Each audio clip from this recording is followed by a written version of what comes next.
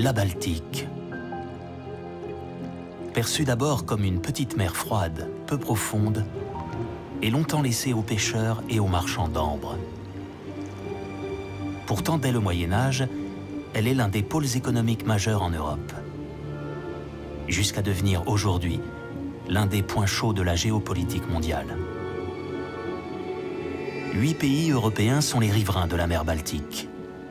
Allemagne, Danemark, Suède, Finlande, Estonie, Lettonie, Lituanie, Pologne, et puis il y a aussi la Russie et son morceau de territoire flanqué au cœur de l'Europe, Kaliningrad.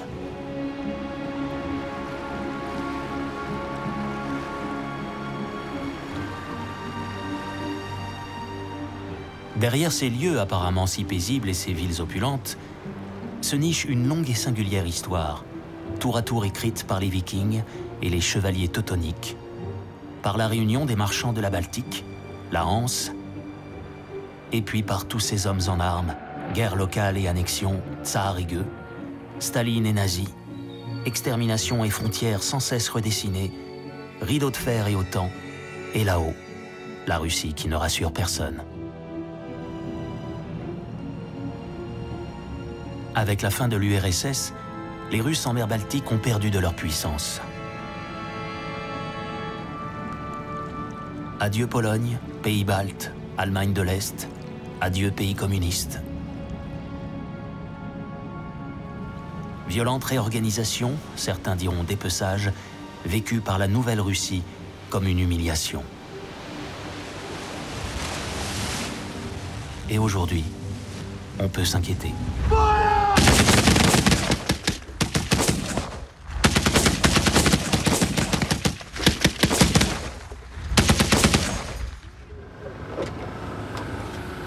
Estonie, mars 2022. 3 semaines après l'invasion russe en Ukraine, 300 soldats français viennent ce jour-là renforcer la défense des pays baltes aux côtés d'autres bataillons européens.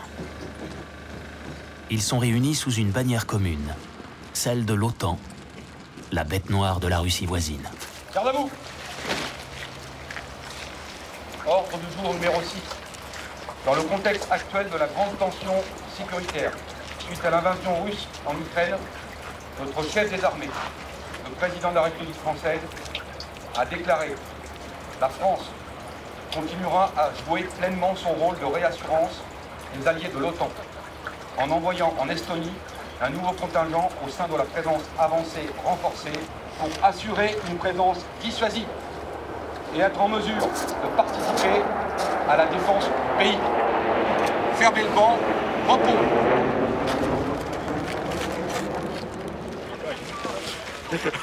On n'y est pas encore à la Troisième Guerre mondiale. Guerre mondiale ou pas, l'onde de choc de l'invasion russe est considérable sur le pourtour baltique.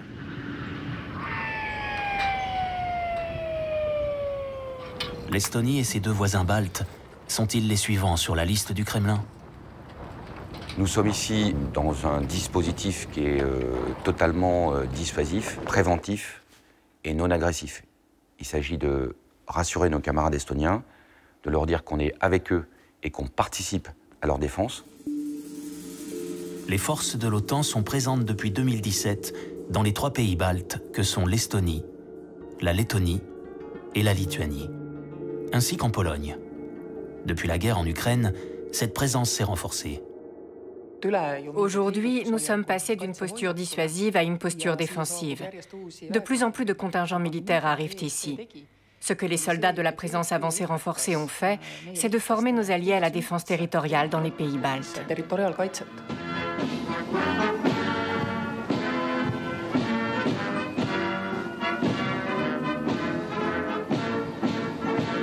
Kersti Kaljulaid fait partie de cette nouvelle génération de femmes présidentes ou premières ministres dans un pays de la mer Baltique. En Estonie, en Lettonie, en Lituanie, en Finlande, au Danemark, en Suède, en Norvège Le jour où les drapeaux des Alliés ont été hissés sur la base militaire de Tapa, je me suis alignée avec les soldats d'autres pays qui venaient d'arriver. Les pays de la présence avancée renforcée de l'OTAN comprenaient des Britanniques, des Français, des Danois et des Islandais qui y contribuaient également. Et j'ai bien compris que Moscou avait vu ces images et n'aimait pas ça du tout. Quand je dis qu'évidemment, nous n'avons aucune inquiétude et que l'OTAN nous protégera en toutes circonstances, je le crois. Mais d'un autre côté, l'OTAN doit toujours s'adapter. L'OTAN. Ce traité de l'Atlantique Nord a été signé aux États-Unis en 1949. Il fallait se prémunir de toute attaque de l'Union soviétique contre un pays membre de l'Europe occidentale. Le pacte de Varsovie sera la réponse communiste. Le pacte de Varsovie, l'équivalent à l'est de l'OTAN à l'ouest, a été renouvelé aujourd'hui pour 20 ans. La signature a eu lieu à Varsovie, où s'était déplacé le nouveau numéro 1 soviétique, M. Gorbatchev, qui effectuait là son premier voyage officiel à l'extérieur de l'URSS. 2 blocs et un rideau de fer. Pourtant, à cette époque, la Baltique communiste n'est pas qu'un lieu d'affrontement. Durant mon enfance, la mer Baltique était essentiellement pour moi le lieu des vacances d'été. On associe rarement ces images de vacances heureuses avec le joug communiste.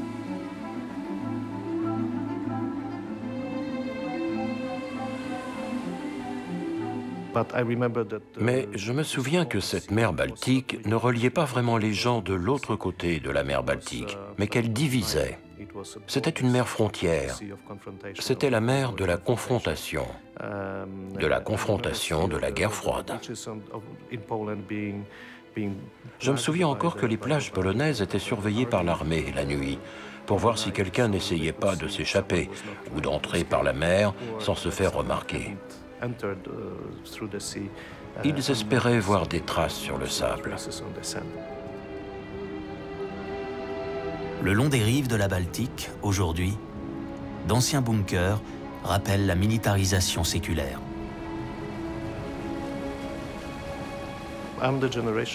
J'ai eu 18 ans en 1989. C'était exactement au moment de la fin du communisme en Pologne, de la fin du mur de Berlin. Tout était en train de changer.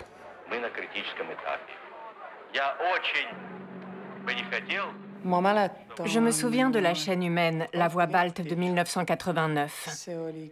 C'était une manifestation commune aux 3 pays baltes pour montrer que nous existions et que nous pouvions maintenant nous tenir ensemble côte à côte.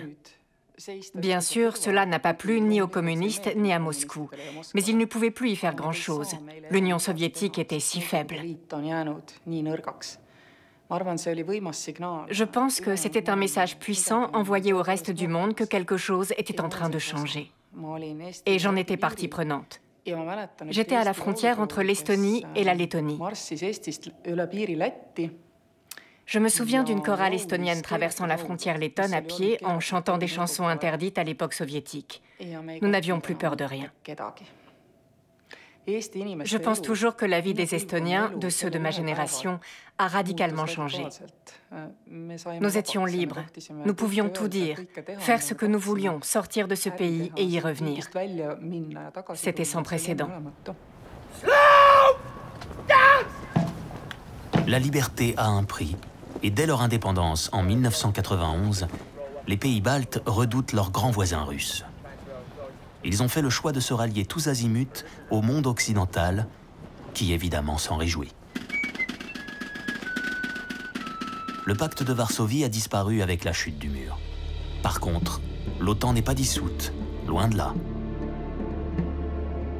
Elle dispose aujourd'hui de l'adhésion de 30 pays, dont 21 de l'Union européenne. Et bientôt de la Suède et de la Finlande, ce qui constitue une véritable révolution pour ces 2 pays, jusque-là résolument neutres ou semi-neutres, et une insupportable provocation pour la Russie. Le cap que nous nous sommes fixés a été de nous assurer que nous ne serions pas seuls, de rejoindre tous les clubs et organisations occidentales possibles, culminant avec notre adhésion à l'Union européenne et à l'OTAN en 2004.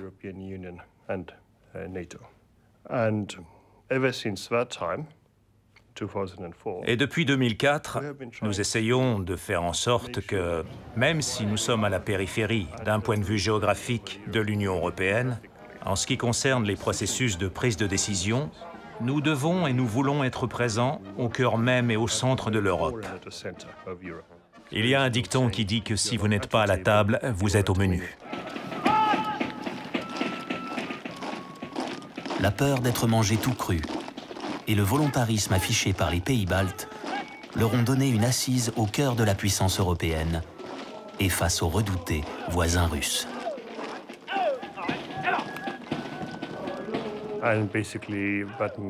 Concrètement, ce que ça signifie, c'est que nous avons fait en sorte de nous assurer que la partie d'en face, la Fédération de Russie, sache que l'OTAN est basée en Estonie, prête à se battre dès le premier jour, et qu'il n'y a pas de place pour les erreurs d'appréciation dans les têtes, et en particulier dans celle qui dirige actuellement le Kremlin.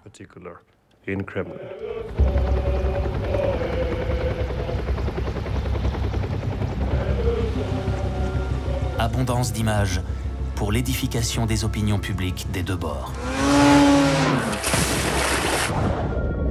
Les Européens ne sont pas les seuls à la manœuvre. La Russie multiplie les exercices grandeur nature. Ça se passe à Kaliningrad, enclave russe nichée entre la Pologne et la Lituanie, en mer Baltique, au cœur de la Nouvelle Europe.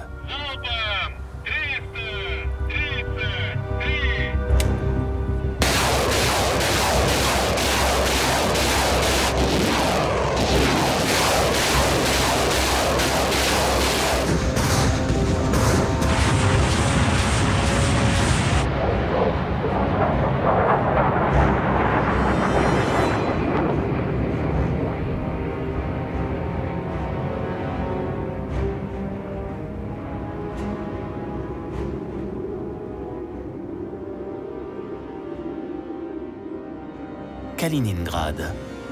Ce territoire allemand fut offert aux Russes en guise de prise de guerre en 1946. Les Allemands à l'époque eurent quelques heures pour plier bagages manu militari.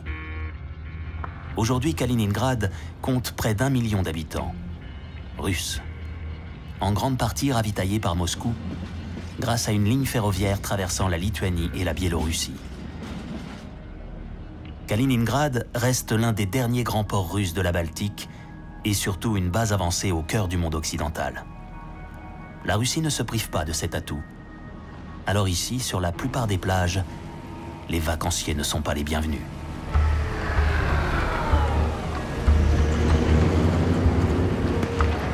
Depuis 2015, les missiles balistiques russes prolifèrent au gré des simulations de raids nucléaires. La baignade est fortement déconseillée. D'autant que la Baltique est l'une des mers les plus polluées du monde. Jetée dans l'eau après la Seconde Guerre mondiale, armes chimiques, bombes en tout genre et épaves de bateaux de guerre. Sans compter produits chimiques et déchets industriels déversés quotidiennement. Nous trouvons dans la mer Baltique de nombreux vestiges de guerres passées. C'est pourquoi le déminage est pour nous une priorité. Il s'agit avant tout de munitions qui n'ont pas explosé pendant la guerre. Et c'est justement ces vieilles munitions qu'il faut évacuer. Nous l'avons également mentionné dans l'accord de coalition et je suis très optimiste. Nous parviendrons à faire des progrès dans ce domaine au cours des prochaines années. Il n'est pas dit que ces ambitions écologiques soient la première préoccupation de la Russie de Kaliningrad. Bien trop accaparée par la supposée menace des armées de l'OTAN.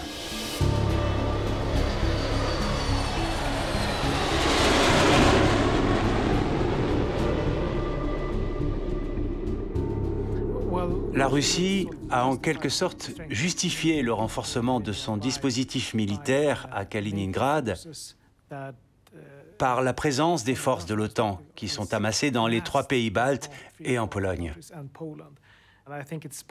Je pense que cela fait partie de la propagande russe de dire que la menace occidentale envers la région de Kaliningrad est réelle et que la Russie et Moscou doivent y répondre.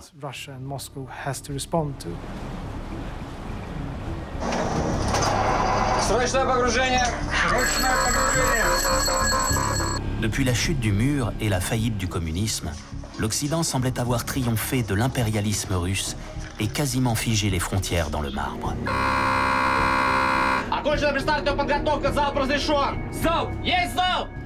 Certains évoquaient la fin de l'histoire, mais en fait pas du tout.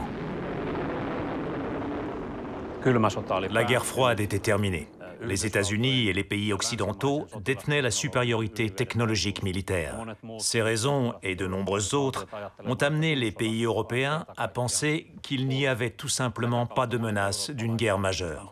En conséquence, de nombreux pays européens, en réalité la majorité de ces pays, ont supprimé le service militaire, sont passés à une armée professionnelle de quelques dizaines de milliers d'hommes, et ont supprimé les infrastructures qui servaient à construire une armée de guerre conventionnelle à grande échelle. Je propose donc que le service national que nous connaissons aujourd'hui soit supprimé dès le 1er janvier 1997. Dans ces années-là, effacer le service militaire, en Belgique, en Espagne, en Slovénie, en Italie, en Pologne, en Suède, en Allemagne, à la place...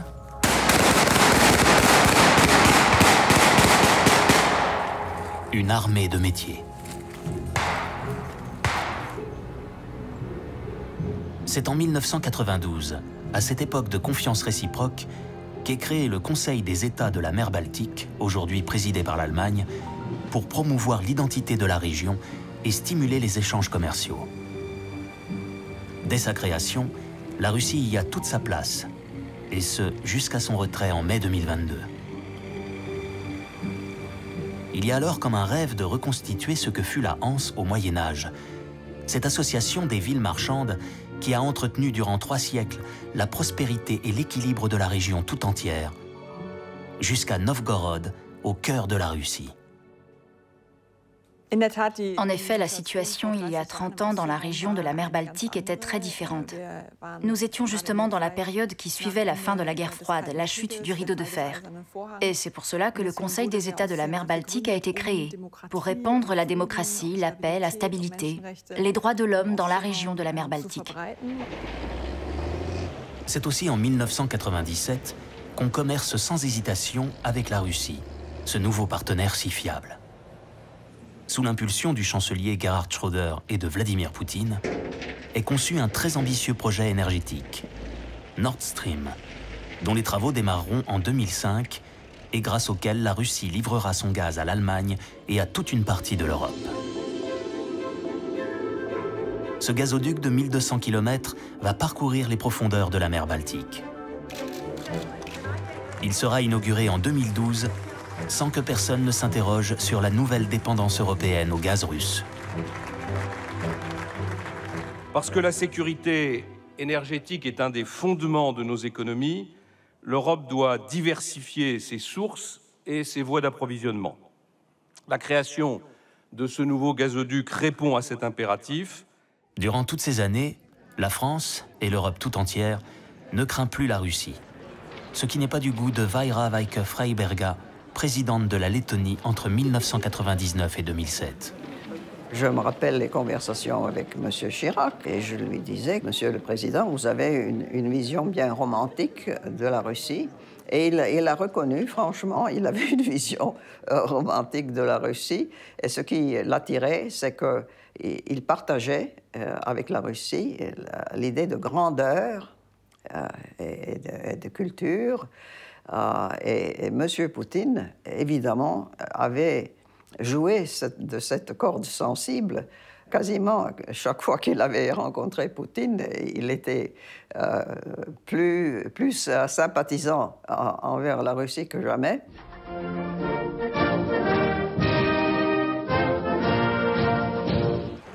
Les pays de la Baltique tirent le signal d'alarme et ne sont guère écoutés. Ils vivent à proximité des Russes et ont en général un certain discernement.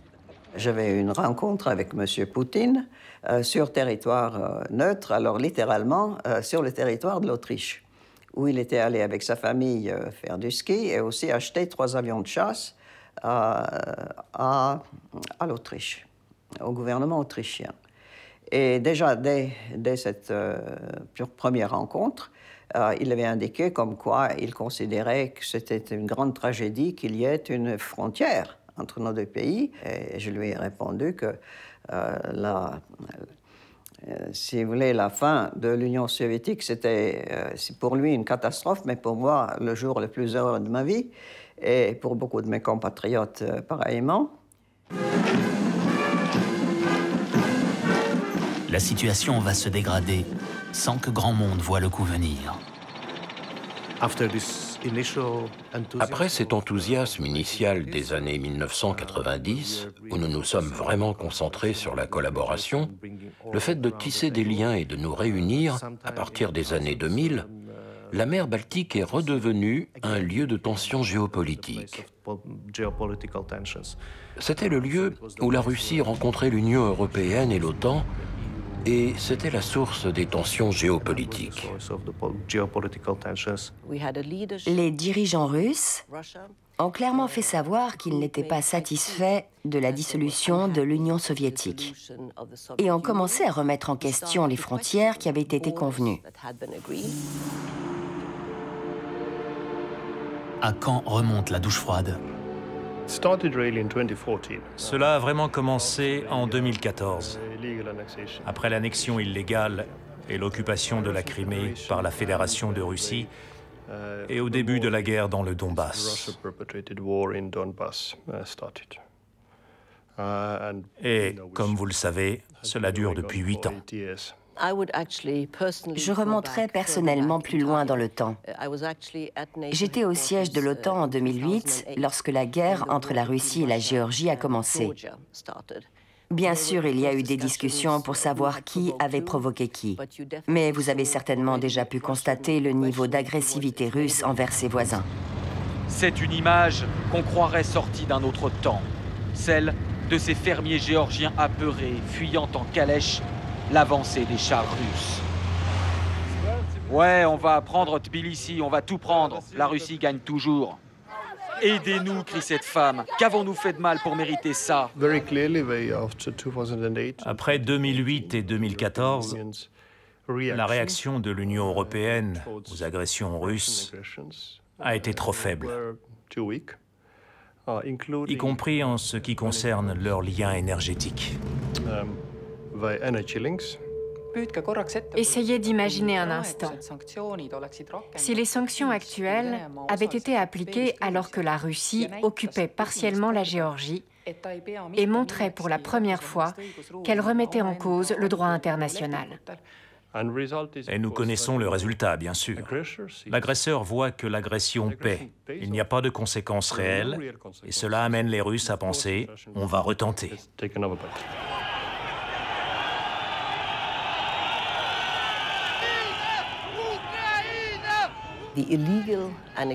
L'annexion illégale de la Crimée a certainement été un signal d'alarme pour mon pays, comme pour la plupart des autres pays européens et pour l'Alliance dans son ensemble. La Suède a pris une nouvelle décision majeure en doublant son budget de défense par inquiétude de ce que nous avions vu se produire en Crimée et aussi avec une attention renouvelée pour la défense territoriale. En 2015, par exemple, la Suède a décidé que nous devions maintenant développer 2 nouveaux sous-marins afin de patrouiller la frontière orientale et la mer Baltique.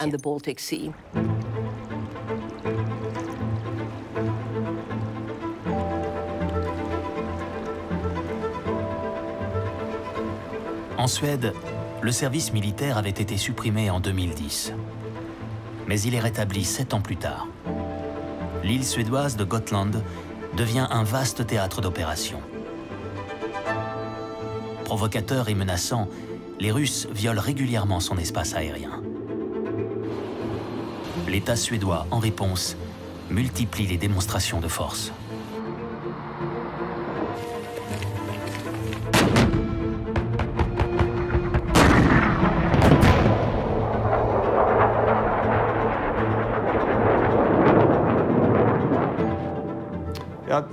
Gotland a toujours eu un emplacement stratégique au niveau de la mer Baltique. Si on contrôle Gotland, on peut influencer à bien des égards à la fois le trafic maritime et, dans une certaine mesure, le trafic aérien qui a lieu dans la mer Baltique. L'île de Gotland est à la portée des missiles russes qui se trouvent à Kaliningrad. Et de même, depuis Gotland, des armes de longue portée peuvent atteindre Kaliningrad. Ici, à Gotland, nous avons pensé que c'était une erreur que Gotland soit démilitarisé au début des années 2000. Mais la confiance était très forte. On pensait que la Russie voulait vraiment emprunter une voie démocratique. Et pourtant, on avait une attitude très négative face au retrait militaire de Gotland. Les habitants de l'île saluent maintenant la décision d'avoir à nouveau l'armée sur notre territoire.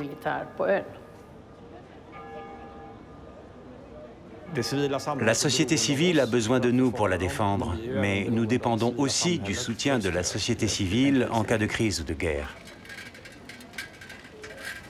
Depuis l'invasion de l'Ukraine, le phénomène a pris une ampleur saisissante.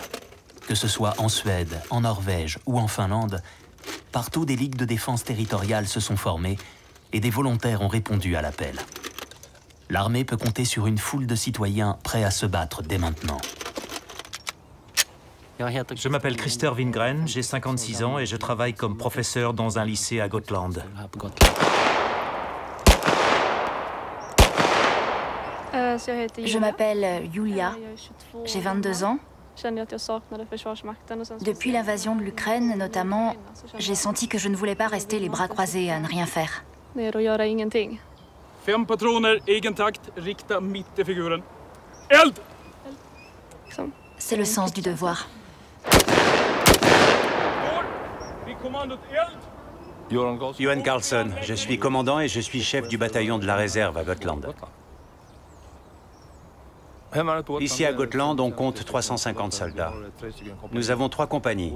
Notre tâche est de monter la garde et de protéger les endroits clés. Cela peut être des bâtiments et d'autres choses, civiles comme militaires. Une autre mission consiste à surveiller et à contrôler tout ce qui se passe sur l'île. Et signaler des choses inhabituelles comme par exemple des plaques d'immatriculation de véhicules qui ne circulent pas en général sur l'île.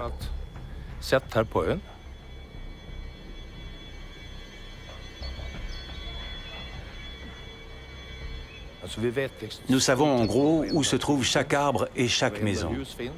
Nous sommes stationnés sur l'île et nous connaissons ses résidents. Il y a toujours eu une petite peur du russe sur Gotland.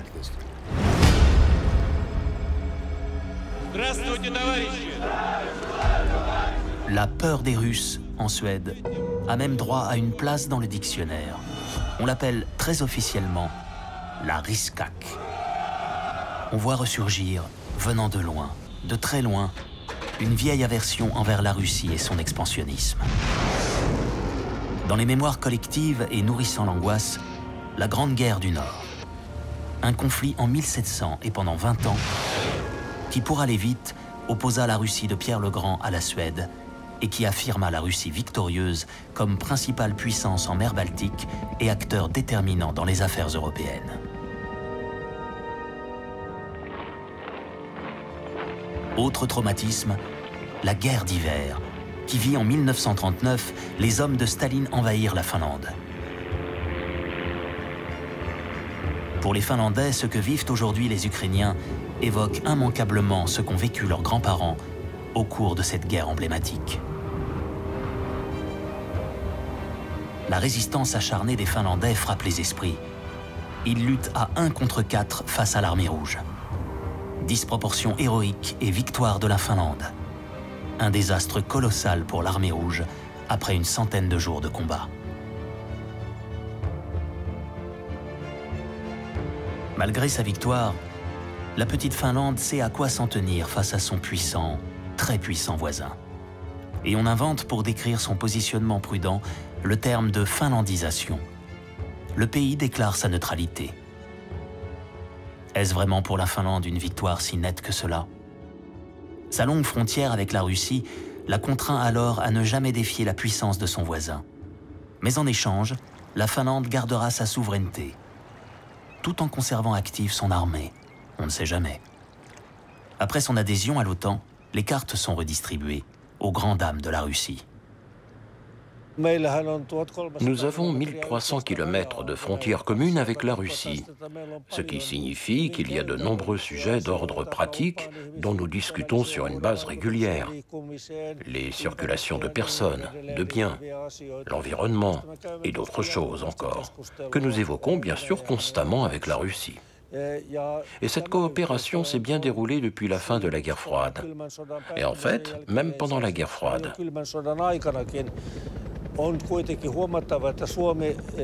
Il convient toutefois de noter que la Finlande n'a pas réduit son budget de défense depuis la fin de la guerre froide. Nous n'avons pas non plus abandonné le service militaire obligatoire. Et donc, nous avons toujours notre propre système d'autodéfense solide et crédible. Et il ne s'agit pas tant de disposer d'un équipement technique, même si nous sommes en train de renouveler notre flotte de chasseurs à grands frais, que d'avoir la capacité de mobiliser une réserve entraînée de 280 000 soldats. Ce qu'aucun pays européen, même plus grand, n'est en mesure de faire. Que ce soit en Finlande ou dans les pays baltes, les frontières sont bien gardées. Mais, comment dire, elles sont un peu poreuses et ne reflètent pas toujours l'origine des populations locales. Des millions de Russes implantés dans ces territoires au temps du communisme y sont restés.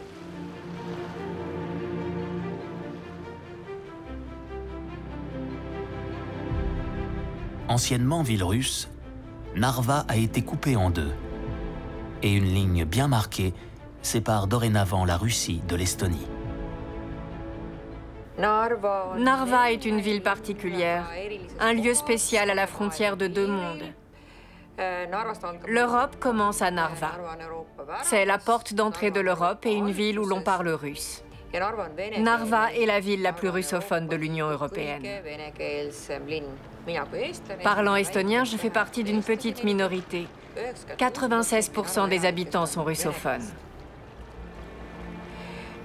Il faut bien comprendre que moins de la moitié des habitants sont des citoyens estoniens et qu'un habitant sur 3 est un citoyen de la Fédération de Russie. C'est ce qui rend la ville si difficile à appréhender politiquement.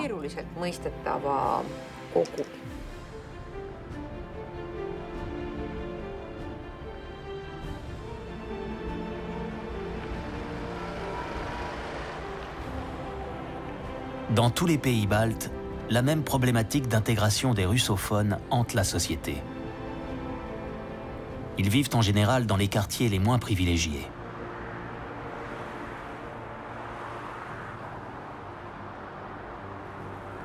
Cela a certainement été la volonté et le souhait de la Russie de garder des populations russophones dans toute l'Europe, pas seulement dans les pays baltes.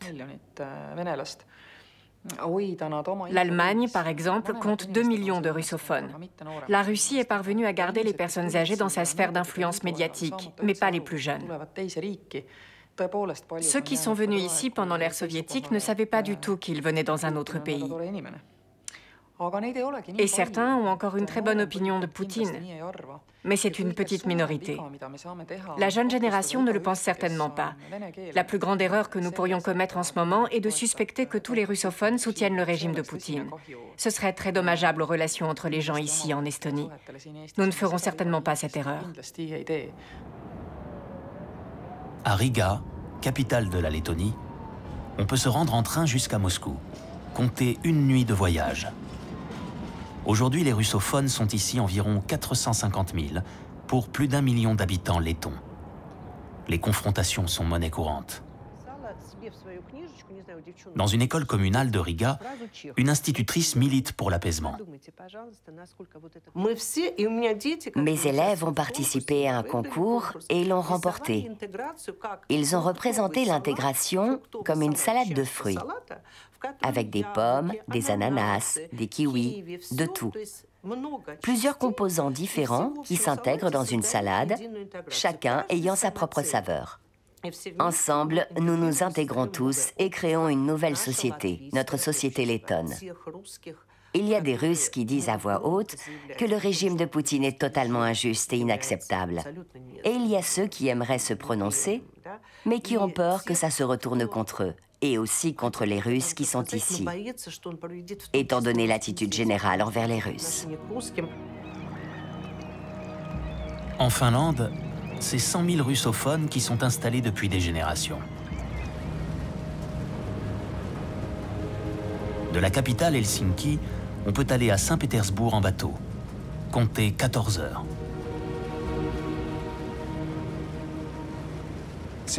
La grande majorité des Russes vivant en Finlande sont des Russes de la classe moyenne qui ont déménagé ici pour une raison ou une autre. Ils sont peut-être tombés amoureux d'un ou d'une Finlandaise, se sont mariés ou sont venus pour travailler. Nous avons toujours eu des Russes. Nous sommes proches de la Russie. Nous partageons une frontière de 1300 km. Bien sûr, il y aura toujours des Russes qui s'installeront ici.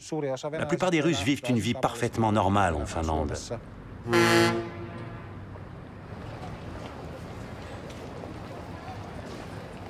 C'est triste de constater que le racisme à l'égard des Russes et des russophones s'est déjà accru en Finlande.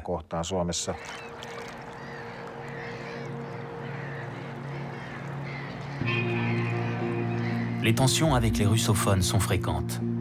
Ce qui se joue à Tallinn, en Estonie, est éloquent.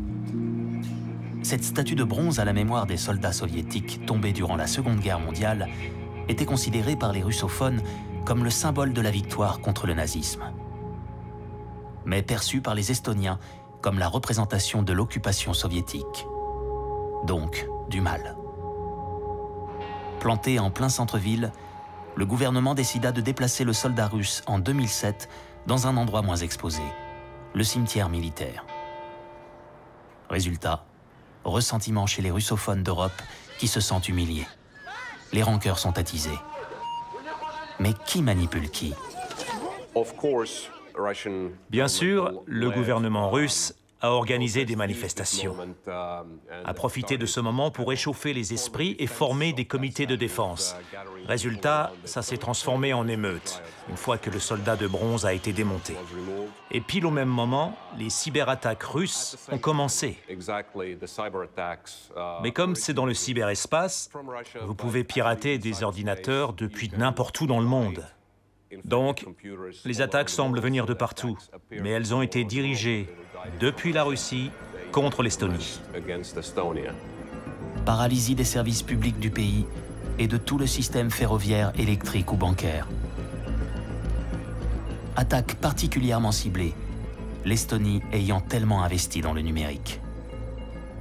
En 1999, le Premier ministre Mart Laar a donné instruction à ses équipes d'identifier des domaines d'activité à forte valeur ajoutée pour notre économie, dans lesquels l'Estonie pourrait jouer un rôle prééminent. L'un de ces secteurs était le génie génétique. Le deuxième fut les services numériques. En termes de souveraineté, une cyberattaque contre la nation est une violation de la souveraineté nationale. Il a donc fallu engager une nouvelle réflexion, prendre des décisions, appeler nos partenaires à l'aide, lancer de nouvelles initiatives politiques au sein de l'OTAN et auprès de nos alliés pour traiter les cybermenaces de manière plus appropriée et les surmonter. En 2008, à Tallinn, en Estonie, est créé en collaboration avec l'OTAN le Centre d'excellence pour la cyberdéfense, qui devient une organisation militaire internationale pour contrer les attaques informatiques de la Russie. L'Estonie, première victime de la guerre informatique, est devenue leader mondial de la défense du numérique. La guerre contemporaine peut prendre 1000 visages. Cyberattaques, désinformation bien sûr, mais aussi corruption, comme ici en Finlande. La Russie s'est toujours ingérée dans les affaires de la Finlande en tentant d'influencer sa politique intérieure et ses prises de position. Ce n'est pas nouveau. Nous ne surveillons pas seulement l'argent russe blanchi en Finlande, nous devons faire attention à ce que les Russes ne financent pas des politiciens ou des partis en Finlande. Nous devons vraiment faire attention à cela. L'affaire la plus célèbre en Finlande est l'affaire dite de Airistonhelmi, où un homme d'affaires russe du nom de Pavel Melnikov a acheté une île et de nombreux biens immobiliers près de Turku. La police a organisé une vaste opération impliquant 200 hommes, ainsi que des représentants de l'armée. La police a donc fait appel à l'armée. Au cours de cette opération, l'espace aérien a été fermé pendant quelques heures. C'est là que tout le monde a compris que quelque chose d'exceptionnel était en train de se passer. Il s'agissait clairement d'une opération politique, dans le sens où on a voulu envoyer un message au Kremlin. Nous savons ce qui se passe à l'intérieur des frontières de la Finlande et nous surveillons ce qui se passe ici. C'était un message politique, selon moi. Les îles de Turku, les îles sont proches de ces couloirs profonds où passent les gros navires. Ils ont une importance stratégique. Mais ce n'est pas qu'une question d'importance stratégique. Lorsque la police a enquêté et que les militaires se sont rendus sur place, on a fait état de la présence de divers types de dispositifs d'écoute et d'autres technologies. Il faut encore vérifier cette information, mais ce n'est pas seulement un endroit stratégique. Ce qui s'y faisait est très important. La Finlande et ses voisins sur écoute.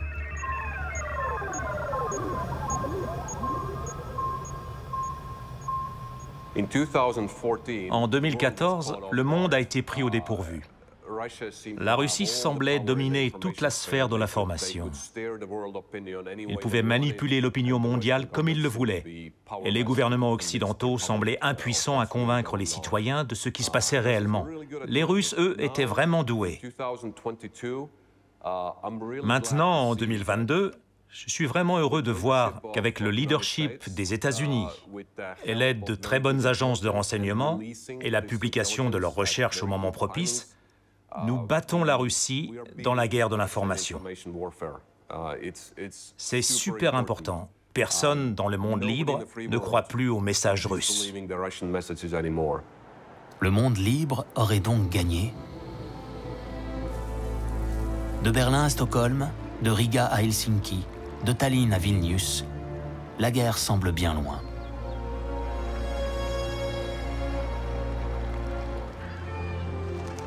Ah, les rives de la Baltique, corps gorgés de soleil, envie de vivre en paix, glace à la vanille et roudoudou. Mais marche-t-on sur une plage de sable fin ou sur un champ de mines?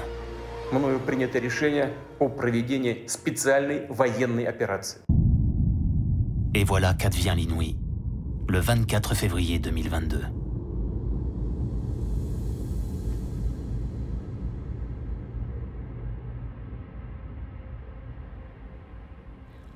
Je pense que non seulement l'Europe, mais peut-être le monde entier, parlera d'un avant le 24 février et d'un après le 24 février.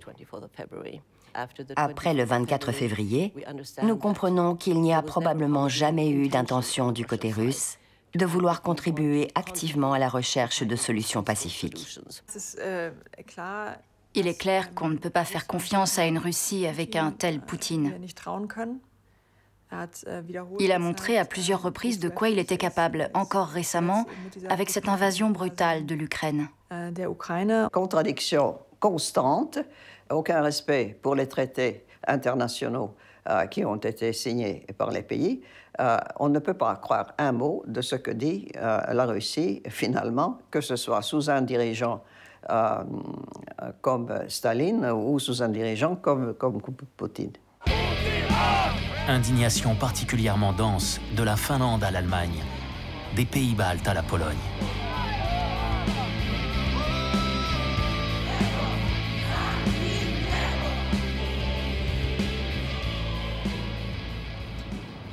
À Riga, en Lettonie, pour se rendre à l'ambassade russe, il faut dorénavant atteindre, après bien des obstacles, l'artère nouvellement rebaptisée rue de l'indépendance ukrainienne.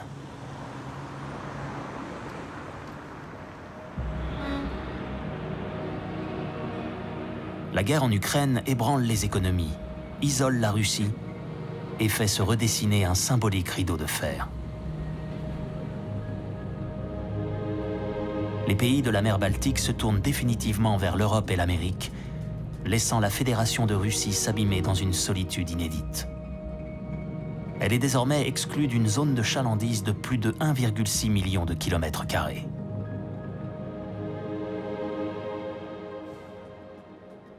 En ce qui concerne les contacts avec la Russie, ils ont été mis en pause. Aujourd'hui, nous n'avons plus aucun contact avec les villes russes. Et actuellement, le passage est bloqué pour les navires russes. Nous n'achetons plus de marchandises russes, ni ne commerçons avec leurs devises et leurs banques, etc. La Russie est plus fermée aujourd'hui qu'elle ne l'était à l'époque soviétique. Avec la fermeture de la frontière, les gens ont commencé à moins se déplacer ou à ne plus bouger du tout. De fait, les habitants de Narva ne profitent plus de la vodka, des cigarettes et de l'essence bon marché. Narva n'est plus une ville passerelle, mais une ville cul-de-sac, à la limite de l'Europe. La guerre en Ukraine a apporté de grands changements dans l'identité de Narva. Alors, comment Narva y fera face? L'avenir nous le dira. Après la guerre d'agression russe, nous avons constaté que ce que nous faisions jusqu'à présent en matière de politique de sécurité ne suffisait pas. En tant que plus grande économie d'Europe, nous devons également assumer nos responsabilités dans le domaine de la sécurité et investir davantage dans nos forces armées. Et on trouve même à Berlin de tout nouveaux bureaux de recrutement. Et pour être honnête, encore en janvier, en tant que politicienne écologiste, je n'aurais jamais imaginé que j'allais prononcer de tels propos avec une telle conviction. Mais la situation géopolitique a changé. Nous sommes menacés par notre grand voisin de l'Est. Et nous devons y réagir de manière appropriée. C'est pourquoi nous devons aussi diversifier nos relations économiques et coopérer davantage avec d'autres pays dans le monde. Et ce n'est en effet pas facile pour l'économie allemande parce qu'il y a eu une dépendance très unilatérale, surtout dans le domaine de l'énergie vis-à-vis de la Russie ces dernières années. À propos d'énergie, Nord Stream le retour, à savoir Nord Stream 2. Ce nouveau gazoduc initié en 2018 promettait de doubler la capacité d'approvisionnement de l'Allemagne en gaz russe. Raté. Et nous avertissions nos amis occidentaux, en particulier les amis allemands, que ce n'était pas un projet économique du côté russe, que c'était un projet géopolitique afin de s'assurer que l'Europe occidentale ne puisse plus se passer d'énergie russe et que nous serions contraints de l'acheter quel qu'en soit le prix, politiquement, militairement et autrement. Il est très clair que Nord Stream 2 était une erreur stratégique. En tant que Verts, dont je fais partie, nous avons toujours vu ce projet d'un œil critique. Nous l'avons accompagné d'un œil critique et je pense aussi que ceux qui ont fait avancer le projet sont maintenant parvenus à la conclusion que c'était une erreur stratégique de compter sur les livraisons d'énergie russes et de se rendre aussi dépendants. Cela a conduit aujourd'hui à de nombreux stranded assets, c'est-à-dire à des investissements littéralement noyés dans la mer Baltique, ce qui est vraiment regrettable. En septembre 2021, la construction de Nord Stream 2 est achevée. L'euphorie est de courte durée. Quelques jours après l'invasion de l'Ukraine, le couperet des sanctions tombe et Nord Stream 2 SA est contraint au dépôt de bilan. Et donc, en gros, l'Europe s'est comportée en toxicomane, devenue accro à un flux continu de drogue russe bon marché. Et maintenant, nous sommes en mode détox. Ce sera dur, ce sera long, ce sera coûteux. Une mer Baltique solidaire et prospère serait-elle en train de s'évaporer et le rêve d'une nouvelle anse avec? Le Conseil des États de la mer Baltique avait tenté d'instaurer, non sans mal, un dialogue communautaire, notamment avec la Russie. Avec la guerre en Ukraine, tout a volé en éclats. Pour l'instant, les États membres ont pris la décision de suspendre la Russie dans ses droits de membre et la Biélorussie dans ses droits d'État observateur.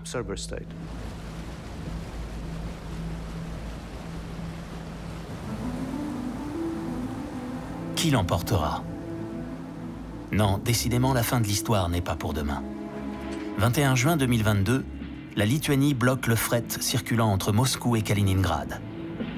Les Russes promettent des représailles. Qui sait dans les mois qui viennent dans quel état sera le monde?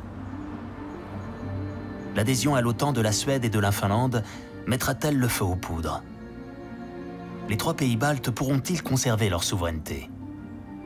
La défense des russophones d'Europe sera-t-elle un argument pour provoquer une intervention du Kremlin? La guerre informatique n'est-elle vraiment plus qu'un vieux souvenir? La fin de Nord Stream va-t-elle créer une récession écologique avec la réouverture des mines de charbon? Mais surtout, la région retrouvera-t-elle stabilité et cohérence en renouant un jour le dialogue avec la Russie, aujourd'hui grande pièce manquante du puzzle baltique?